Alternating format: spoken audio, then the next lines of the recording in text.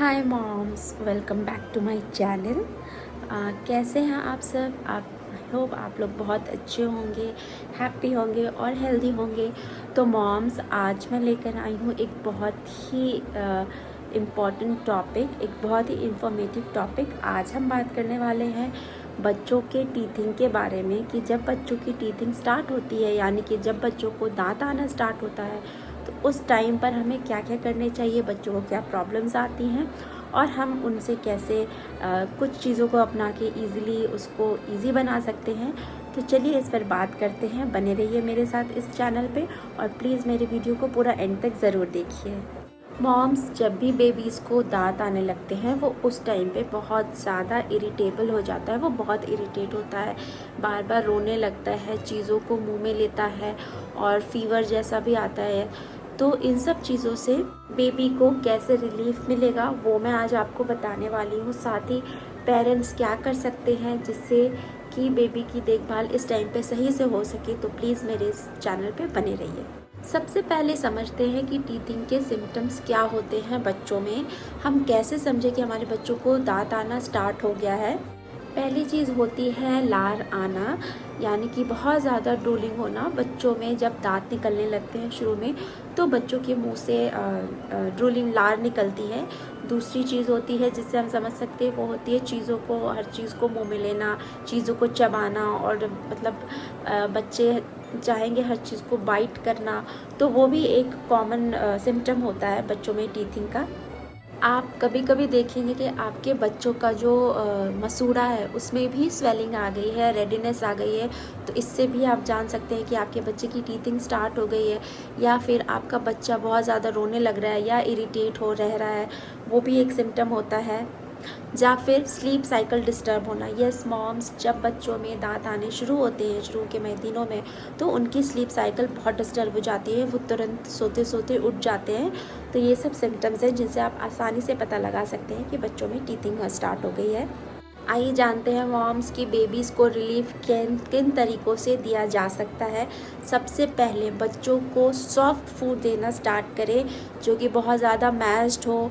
6 महीने से ऊपर के बच्चों को हम सॉलिड फूड देना शुरू कर देते हैं, बट जब ये वाला टाइम चलता रहता है, मतलब जब बच्चों को दांत आने लगते हैं, तो उस टाइम पे हमें हमेशा मैश्ड फूड देनी चाहिए, सॉफ्ट फूड देनी चाहिए, जिससे कि बच्चे को चबाना ना पड़े और वो आसानी से खा सके। मॉम्स, आप बच्चों को बनाना दीजिए मैश करके, कर्ड दीजिए, पटेटो दीजिए मैश करके। ये सारी चीज़ें बच्चे आसानी से उस टाइम पे खा सकते हैं, तो इन सब चीज़ों को आप दे सकते हैं। दूसरी चीज़, मॉम्स, आप अपने बच्चों के गम्स का मसाज कर सकती हैं, जैसे कि आप अपने फिंगर्स से हल्के हल्के उनके मसूड़ों पे मसाज कर सकती हैं। इससे बेबीज़ को बहुत रिलीफ मिलता है और उनके दर्द में भी उन्हें कमी होती है। तो आप ये कर सकते हैं घर पे। कभी कभी ठंडी चीज़ें, कोल्ड फूड या कुछ स्पून, ऐसी चीज़ें भी बच्चों को मसूड़ों में दर्द से राहत देती है। तो ठंडी चीज़ें भी आप बच्चों को थोड़ी बहुत दे सकते हैं या फिर उनके मसूड़ों में लगा सकते हैं, जिससे कि उनकी स्वेलिंग कम हो जाए। याद रखिए, मैं ठंडी चीज़ें खिलाने को नहीं कह रही हूँ, ठंडी चीज़ें उनके मसूड़ों में आप लगा सकते हैं। जैसे कि कोई चम्मच हो गई, उसे आप बिल्कुल ठंडा कर दीजिए और वो चम्मच आप बच्चों को दीजिए, वो अपने मुंह में रखेंगे तो उन्हें थोड़ी सूदिंग होगी। तो ये आप कर सकते हैं।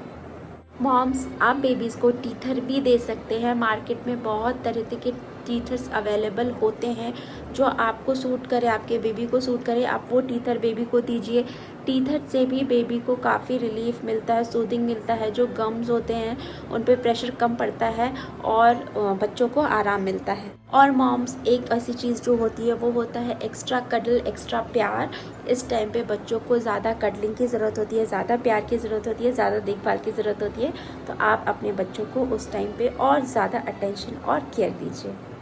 इस टाइम पे कुछ ऐसी भी चीज़ें हैं जिनका ख्याल रखना बहुत ज़रूरी है, जैसे कि बेबी को कुछ भी अनक्लीन टॉयज़ वगैरह मत दीजिए, इससे इन्फेक्शन का डर बहुत होता है। दूसरी ऐसी चीज़ कि ज़्यादा हार्ड चीज़ें आप बेबी को मत दीजिए चबाने के लिए, नहीं तो बेबी के मसूड़ों को इफ़ेक्ट हो सकता है। और अगर ये सब करने के बावजूद भी आपके बेबी का पेन कम नहीं हो रहा है या फीवर हाई है, तो प्लीज़ डॉक्टर से ज़रूर कंसल्ट करें।